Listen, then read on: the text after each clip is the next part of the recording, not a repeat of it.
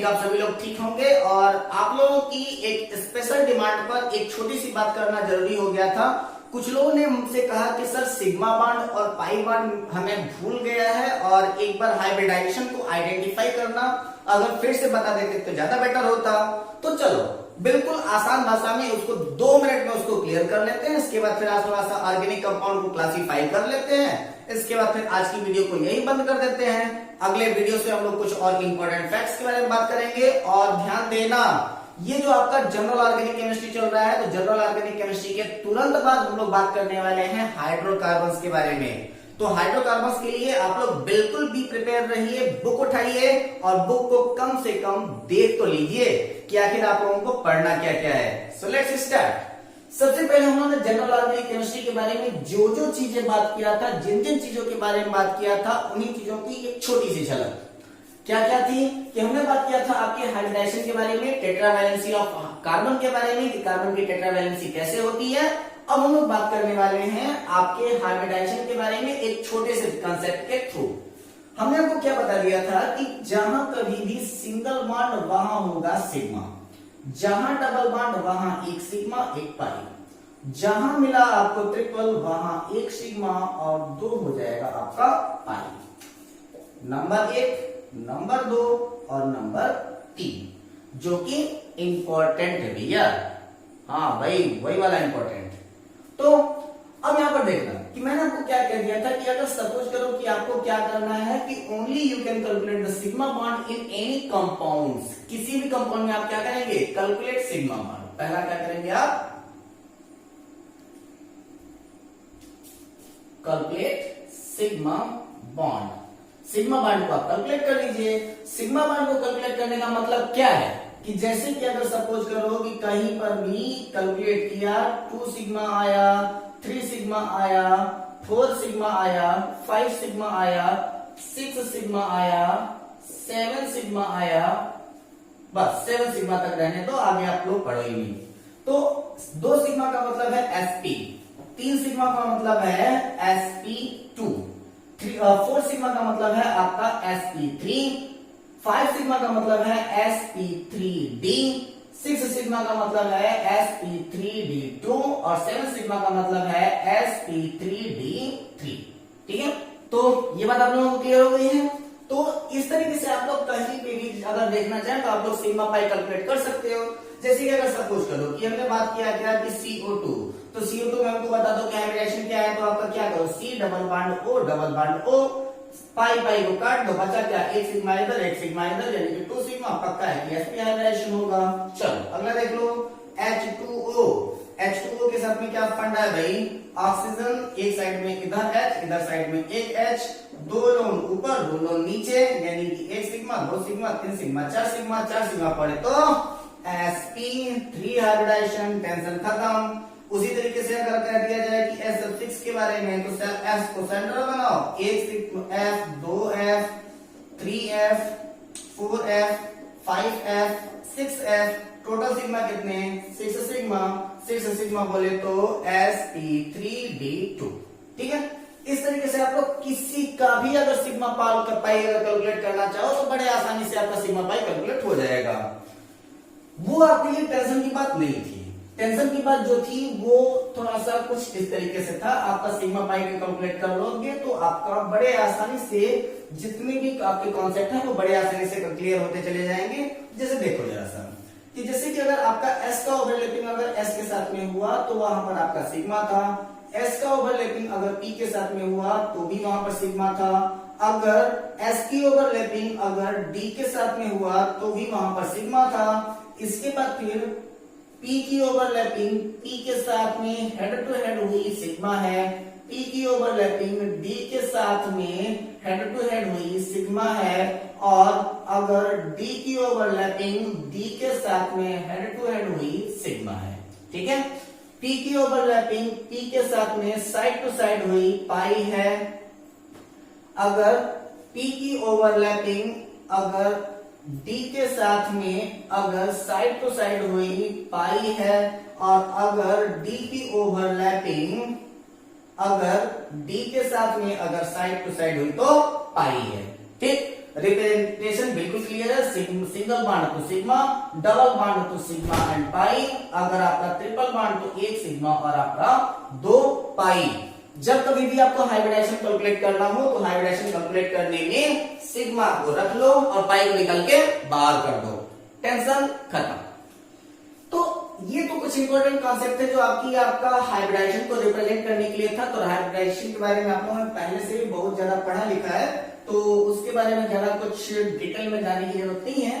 एक इंपॉर्टेंट जो आपके लिए है वो है आपका क्लासिफिकेशन ऑफ ऑर्गेनिक केमिस्ट्री, ठीक है, या फिर क्लासिफिकेशन ऑफ ऑर्गेनिक कंपाउंड।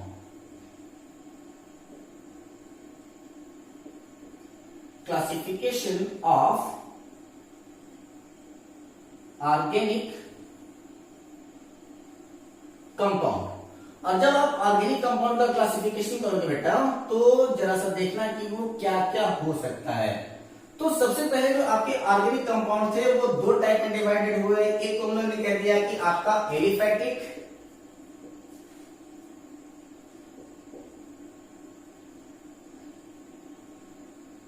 जिसका मतलब होता है आपका ओपन चेन। बाकी लोगों के दिमाग में तुरंत आ गया होगा कि दूसरा वाला सर होता है एलिसाइक्लिक, क्लोज चेन ना, बिल्कुल नहीं, उसको हम लोग कहते हैं साइक्लिक।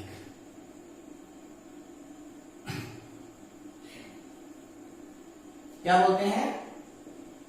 साइक्लिक, यानी कि वो होता है आपका क्लोज चेन। एलिफैटिक का मतलब है जैसे कि अगर आपका सी सी सी सी लंबा चौड़ा बनता चला जाए, एक चेन में चलता जाए, तो आपका क्या है? आपका एलिफैटिक है, ठीक है।